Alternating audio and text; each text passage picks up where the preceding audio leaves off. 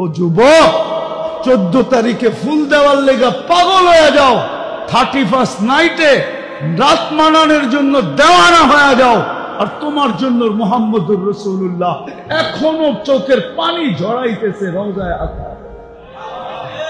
বিশ্বাস হয় না? চলো আমার সাথে, আমি লোক দেখায় দিব। চলো আমার সাথে, আমি তোমাকে দেখায় দেব। এখনো চোখের পানি ঝরায়। দুনিয়ায় যতদিন ছিল ততদিন ঝরাইছে। মৃত্যু লগ্নে আল্লাহ সান্নিধ্যে চলে যাবে, তখনও ঝরাইতেছে, এখনো ঝরাবে। আবুল্লাহ সামরকান্দি বলে, কবর থেকে কানতে কানতে উঠবে। আমার তো মনে হয় আমার জাতির দিলের ভিতরে দিল নাই, পাথর পাথর পাথর। নাইলে দিল কেন কাঁপবে না, চোখ দিয়া পানি কেন এই কথার পরে ঝরবে না যে নবী মুহাম্মদুর রাসূলুল্লাহ কিয়ামতের রাজা। আল্লাহ মালিক বটে, রাজা আমাদের নবীজি। আমাদের নবীজি বলছে, লিওয়াউল হামদি বিয়াদি ইয়াউমাল কিয়ামা, কিয়ামতের দিন আল্লাহর ঝান্ডা আমার হাতে থাকবে। আল্লাহ ফখর, কোন গৌরবের বিষয় না। সারা দুনিয়া চিৎকার দিবে নফসি নফসি, আর বলবে হিসাব কিতাব শুরু হোক। আল্লাহ তাকায়ও দেখবেন না, আল্লাহ অপেক্ষা করবে, বন্ধু চাবে কখন আমি নামবো কখন। আবার কেমন ব্যবহার, কেমন! প্রত্যেক নবী রাসূলের জন্য প্রথমটা ঠিক রাখছে, লা ইলাহা ইল্লাল্লাহ। পরেরটা না, না, অন্য নবীদের জন্য পরেরটা। এক একজনেরটা এক এক রকম বানায় দিচ্ছেন, ঠিক না?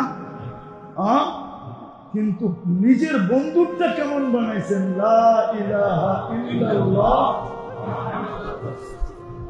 ওইখানেও কোনো নুক্তাওয়ালা হরফ নাই, বন্ধুরটার ভিতরে কোনো নুক্তাওয়ালা হরফ নাই। মুহাম্মদুর রাসূলুল্লাহর ভিতরে কোনো নুক্তা নাই। নিজের কলেমাও 12 অক্ষরের, বন্ধুরটাও 12 অক্ষরের। দুটা দিয়া 24 বানায় দিছে। আমাগো দিন রাইতো 24 ঘন্টা।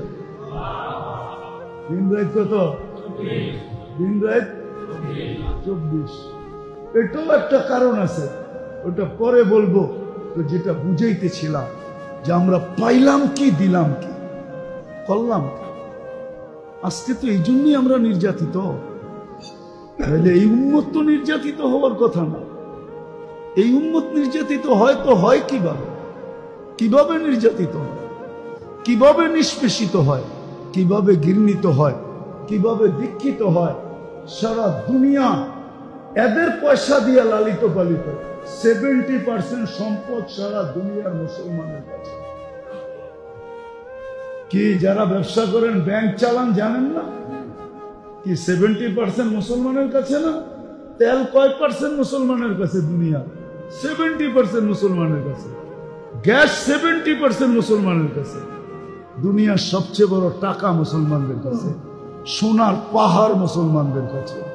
কোন জিনিসটা নাই মুসলমানদের কাছে? বলেন কোনটা নাই? সব মুসলমানদের কাছে। হ্যাঁ, দুনিয়াকে খাওয়া শিখাইছে মুসলমান। মুসলমানদেরকে বেশি খায় কে?